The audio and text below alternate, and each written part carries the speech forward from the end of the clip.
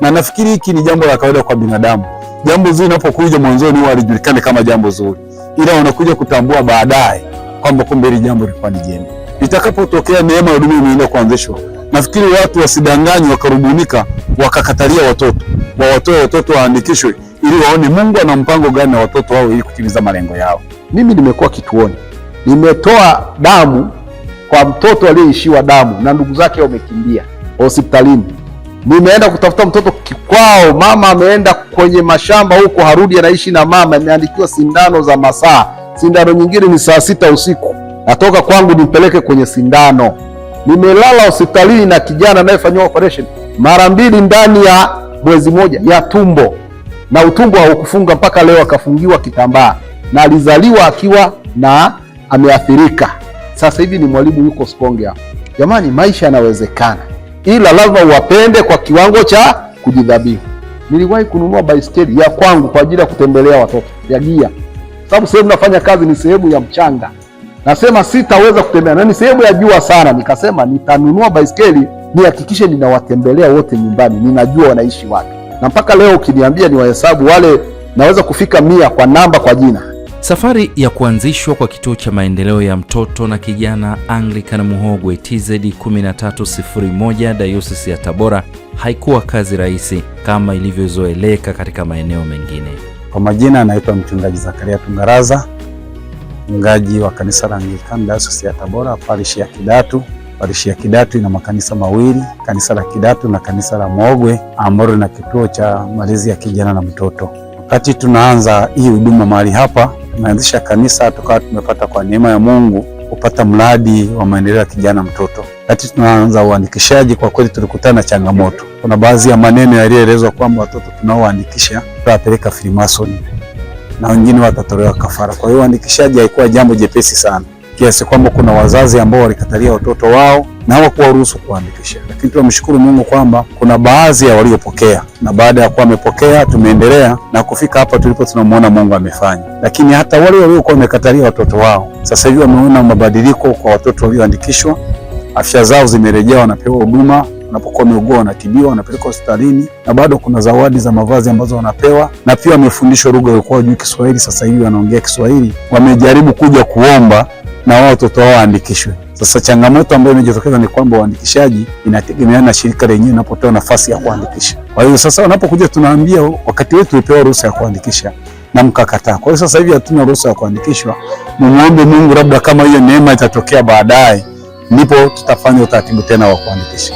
Lakini nafikiri kama itatokea, uandikishaji utakuwa hali ya juu sana, kwa sababu kuna wengi ambao wamegundua kwamba wakati ule walibuniwa kwa mazingira kwamba aidha watabadilishwa, watapelekwa kwenye Kristo, lakini kumbe kusudi ni kuwasaidia watoto wanaoishi mazingira magumu, malezi ambayo yako duni, ili mtoto asaidiwe kiroho na kimwili pia. Akiwa katika ziara ya ukaguzi wa kituo hiki, meneja wa kanda ya Magharibi Compassion Godlisten Mao anaeleza namna mchakato huu ulivyoanza mpaka ulipofikia kwa sasa. Mwaka 2021 ndio kwenye kikao cha maaskofu pale Mwanza, wakati tunafanya utambulisho kanda ya Magharibi. Sasa ilikuwa ni lazima kila askofu asimame aseme jina lake na utambulisho wake na idadi ya vituo alivyo navyo. Nilipofika kwenye nafasi ya Askofu Dr. Chakupewa, akasema akajitambulisha tu vizuri, lakini wakati anataka kusema idadi ya vituo akakaa kwanza, akasema mimi nacho kimoja tu. Kufikia hapa ni mchakato mwingi, naweza kawa ni maombi, kuwaza, kujadiliana, kuuliza diocese ina direction gani ya kiutume na eneo la kufikia ambapo hakuna kanisa. Tulipokuja hapa tukaona hapa tunafikiri ndio sehemu ambayo tutaweka kituo cha huduma ya mtoto na kijana. Kwa hiyo asanteni, na hii sasa inaifanya dayosisi yetu ya Tabora kuwa na vituo 5. Inaweza kawa dayosisi ya pili kwenye kanda ya Magharibi ya Kianglikana yenye vituo vingi, kwa sababu tuna vituo 4 vilivyoko Tabora, kwa maana Isevia, Muhogwe, Nsenda na Igagala. Lakini kuna kituo kimoja kiko Kahama, inaitwa Anglican ya Sudi 349. Kuanzishwa kwa kituo hiki kilichopo wilaya ya Uyui mkoa wa Tabora kumefungua ukurasa mpya wa maisha ya watoto na vijana katika eneo hili, kwani kwa sehemu kubwa kanisa limekuwa msaada kwa familia zenye uwezo mdogo wa kuweza kumudu huduma za elimu, afya na malazi, hususan kwa watoto. Kanisa limefanikiwa kuendesha shughuli za program za watoto kila Jumamosi na kuhakikisha watoto wanapatiwa mafunzo toka kwenye mitaala yao. Kanisa limefanikiwa kuwa na waumini wakubwa 90 na watoto 120 wanaoendelea kuhudhuria kwenye ibada, na tumeendelea kubatiza wazazi na watoto ambao bado walikuwa hawajabatizwa. Na hivi karibuni kanisa limebatiza wazazi 18 na watoto 31 nje ya wale ambao walibatizwa awali ambapo walikuwa ni 89. Kanisa limefanikiwa kusimamia afya za watoto kupitia fedha za ufadhili. Watoto wanapatiwa matibabu. Katika kijiji hiki cha Muhogwe watoto wengi huwa hawaendi shule. Hiyo ilikuwa wazi. Kati tumefika mahali hapa watoto wote walikuwa hawasomi. Ukimuuliza unasoma na ngapi, hasomi. Unasoma na ngapi, hasomi. Kanisa baada ya kugundua changamoto hii limesimamia watoto 50 ambao walikuwa shule ya msingi. Lakini pia wale watoto 150 wadogo sasa wanapatiwa elimu hapa ya awali, na tunatarajia Januari watoto 50 kuanza darasa la kwanza. Kituo kimefanikiwa kupunguza ndoa za utotoni kutoka ndoa 3 kwa mwezi na sasa hazipo kabisa. Eneo hili mtoto akishaanza kukua akifika sehemu fulani wazazi wanachukua ng'ombe tayari kumwozesha. Hatujasikia tena mtoto hata kama sio hapa ameozeshwa katika umri huo mdogo. Hatujasikia kuna mzazi kachukua ng'ombe huko. Kituo kimefanikiwa kuwawezesha wazazi kuboresha makazi kwa kuanza kutoa nyasi kwenye nyumba zao na kuanza kuwezeka bati. Kanisa limefanikiwa kupiga lipu madarasa, ofisi, jiko, kanisa ndani pamoja na vyoo nje na ndani. Kanisa limefanikiwa kukamilisha vyoo vyote vyenye matundu 10 na kuruhusu vyoo hivyo kutumika. Kanisa limefanikiwa kumwaga zege kwenye madarasa 2, ofisi zote, vyooni na kutengeneza mbao ya kufundishia. Kanisa limefanikiwa kuweka mageti kwenye milango ya vyumba vyote vya madarasa pamoja na jiko. Kanisa limefanikiwa kuendeleza kupiga lipu nyuma ya majengo na zoezi hili linaendelea. Nadhani wote ni mashuhuda, zoezi liko likiendelea. Wapo walioamini kuwa mpango huu wa kanisa kijijini hapa hauna nia njema kwa watoto hawa, licha ya kwamba watendakazi walijitahidi kutoa elimu kwa familia za eneo hili kwa kushirikiana na serikali, lakini bado vikwazo vingi viliinuka, ambapo wachache walikata tamaa na wengi waliamini na kusonga mbele, na sasa wanaona mafanikio yake. Nilikuwa nasali katika kanisa Katoliki la Roma. Kabidi nikabadili dini nilipofurahi na huduma yao, kwa sababu wenyewe walikuwa wana huduma ya kuombea, kwa maana nilikuwa na matatizo fulani yalikuwa yananisumbua mwilini. Ndio tukafurahi kuletewa kanisa hapa. Baadaye tena wakasema na shule inajengwa. Wakashtukia kweli na shule ikajengwa, na kanisa ambalo tulikuwa tunasalia ilikuwa ni kanisa la miti ambalo ni hapa. Tulikuwa tunasali, watu wanapita wanacheka, wanatucheka, wanasema tunasali nje, hatuna akili. Sisi tunakuja tu tunasali pamoja nao. Mara wanasema wanawadanganya, kwa baadaye watawaacha. Sisi tupo tu, tunakuja tu Jumatano, Jumapili tunakuja kusali. Kushtukia kanisa likaanza kujengwa. Kanisa lilipoanza kujengwa, watu wakawa wanasema hawa ni mafilimasoni, wakabadilisha tena, wakawa wanatuambia hawa mafilimasoni, kwa nini wanajenga kanisa haraka haraka hivyo na shule? Tukasema sawa tu, hata wakiwa mafilimasoni sisi tumeshajiunga basi, kwa maana tumeshabadili na dini, watoto wamebatizwa. Tukaendelea na kusali. Kushtukia kweli shule imekamilika madarasa, wakaanza kuandikisha watoto. Tukaleta watoto wetu wakaandikishwa, tuliwaleta hapa. Mimi na watoto 2. Tukashukuru shule wakaanza kusoma watoto wetu, huduma hapa wanakula uji, wanakunywa siku za Jumatatu, Jumamosi wanakula hapa. Na mpaka sasa watoto wetu wanasoma hapa. Na mimi nikashukuru kwa kweli, nikapata na ajira hapa ya upishi wa Jumamosi.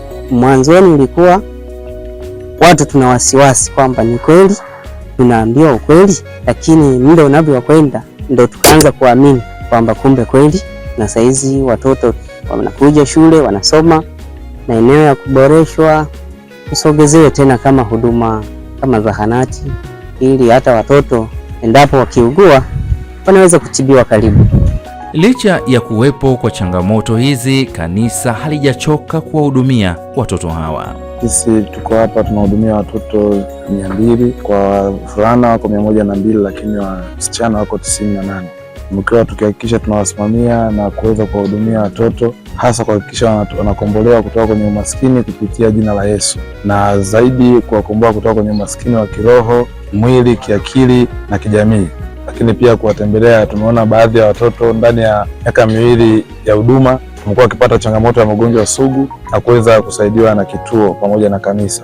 Na hofu kubwa ilikuwa ni namna ambavyo kwao ilikuwa ni kama surprise kuamini kwamba wao wanavyokuwa wanafikiwa na kanisa, sisi kanisa pengine tunafaidika nini kwa ajili yao, wakiamini kuwa mtu hawezi kutoa tu bila kupata faida. Lakini tulijitahidi kuweza kushirikiana na uongozi wa diocese chini ya kiongozi Daktari Elias Chakupewa kwa ajili ya kuweza kuwafikia na kamati ile ya uinjilisti na wachungaji ambao tunakuwa nao.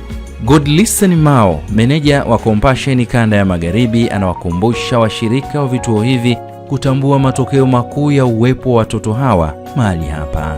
Jamani, hivi vituo mvisimamie kwa umakini, kwa viwango vya kimungu. Hakuna lugha iliyo nyepesi ninayoweza kuisema mkaielewa kwa kile ambacho ninakitamani nikione kwenye maisha ya watoto hawa tuliowasajili, ambao wanatoka kwenye familia maskini. Maana hatutamani watakapoondoka hapa wabaki kwenye umaskini huo huo.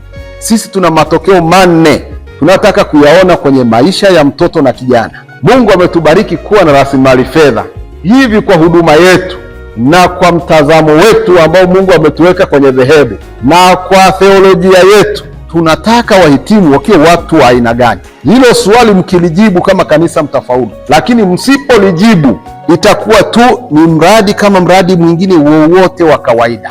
Na utume wetu unasema ni kuwafungua watoto kutoka kwenye umaskini kwa jina la nani? La Yesu. Na kati ya matokeo 4, tokeo namba 1 inaitwa growth in Christ, kukua katika Kristo. Tunatamani kijana akiondoka hapa ni Mkristo anayejitambua. Huyo mtu anatengenezwa hapa Muhogwe. Mitazamo yetu hiyo mikubwa namna hiyo. Mitazamo ikiwa mikubwa namna hiyo, hivi vitu vidogo vidogo vinavyokuja viwezeshi vya kama hela havitatusumbua. Lakini matokeo mengine 3, kijana awe na afya bora, well-being.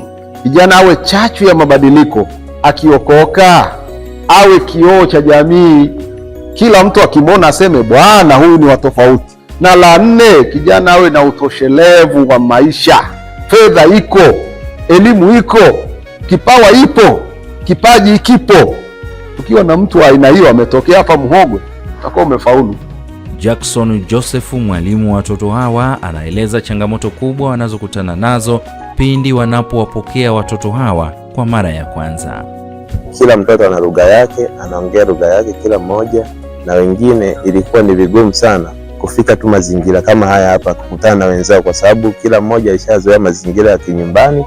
Tulikuwa tunaimbisha nyimbo, michezo mbalimbali ambayo imewafanya washikamani kwa pamoja, na baadaye wakawa wamezoea hivyo, wakawa wanajifunza lugha kidogo kidogo, lugha ya Kiswahili, na mpaka sasa tumepiga hatua kubwa sana. Kwa mfano, kuna mzazi mmoja alishawahi kuongea naye kwenye simu, nikimuuliza vipi, mbona watoto hawahudhurii shule? Akadai kwamba hapana, mimi kwanza sio Mkristo, mimi ni Muislamu, nataka tu watoto wangu, ila kwa kuwa ishaandikishwa nataka tu waende moja kwa moja shule za msingi, ila sio kuja tena hapa, kwa sababu wenyewe hawataki kuchangamana na wanadini wa Kikristo. Dhamira na nia Kanisa Anglikana Dayosisi ya Tabora ni kuhakikisha vituo hivi vinakuwa sehemu ya kueneza Injili ya Yesu Kristo, hivyo vitaendelezwa na kutunzwa kwa vizazi vijavyo. Kwa hiyo tunapoona sisi Dayosisi ya Tabora tuna vituo hivi, lazima tumshukuru Mungu kwa moyo wa dhati kabisa, kwa sababu watu wetu wanapata kusaidia. Na sasa unaona jamii inaanza kufunguka taratibu, kuanza kuelewa haya mambo ya elimu, na kupitia elimu hiyo wanamjua Mungu, kwa sababu neno la Mungu linahubiriwa katikati yao. Sisi kama kanisa kwenye kitengo cha uinjilisti tunakuwa mmetusaidia kwa sehemu kubwa sana kumtambulisha Kristo kwa watu wengine, kwa sababu ndio lengo kuu na kauli kuu ya Compassion. Tunapoletewa Compassion katika maeneo yetu ama vituo hivi vya maendeleo ya mtoto na kijana, lazima tuone kwamba swala hili ni la mafiga matatu, kwamba sio la Compassion peke yao, sio la sisi washirika wenza peke yetu, lakini ni la jamii yote, wazazi na sisi. Tukifanya kwa pamoja, malengo yanaweza yakafikiwa, na tunaahidi kuviendeleza na kuvitunza ili kwamba isionekane kwamba mlifanya makosa kuvileta huku tulipo sisi. Kwa hiyo utupelekea hata salamu pia katika ripoti zenu kwa mkurugenzi, waone kwamba jambo hili sisi tunalipokea kwa moyo wa shukrani sana. Watendakazi katika vituo hivi wanatakiwa kuwapenda, kuwafahamu na kuwalinda watoto hawa kwa hali ya juu. Ni rahisi kuvitamka, lakini huwa kiongozi wetu mkuu wa Compassion anasemaga hivi, anasema love them sacrificially, uwapende kwa kiwango cha kujitoa, cha kujidhabihu kwa lugha ya Biblia. Hii itakuhitaji fedha zako, itakuhitaji maombi yako, itakuhitaji kuvunja ratiba yako na kuja huku, itakuhitaji kujaza mafuta kwenye gari bila kulipwa. Love them sacrificially. Itakusababisha uamke usiku ukiwaombea. Iweje, mimi nimekusudia kuwa mhudumu wa watoto na nitawahudumia kwa kiwango chote ninachoweza. Know them deeply, uwafahamu kwa kina, sio jina, sio jinsia, sio shule, lakini ujue anaishi wapi, anaishi na nani, analala wapi, ana changamoto gani, mambo gani yanahatarisha maisha yake. Kanisa ndio imewekwa muwafahamu, alafu muwahudumie kwa kitu inaitwa HVC, alafu muwahudumie kupitia wamama wa upendo, wakusanye hizo nguo wapelekee, alafu mjengee ujasiri kwamba sisi tuko na wewe, asitokee mtu wa kukulagai. Ukipata shida njoo kanisani. Hiyo ni kusema umjue kwa kina, know them deeply. Jambo la tatu anasema protected, ninalindwa, si ndio Yaani uwe na mahusiano yenye maana. Kuna watu vijana wamekuwa watenda kazi, wengine wamefanya wake zao, wengine wamenyima hata ada ya kwenda shuleni mpaka anyooshe maneno, wengine wa kiume wamechukuliwa kwenda kufanya biashara ya watenda kazi ili nikulipe ada ya kwenda shuleni. Nina kiwanda changu pale cha matofali, hebu njoo hatua kidogo. Unajenga, unajipendekeza, unashusha utu na mtazamo wako ili uhudumiwe.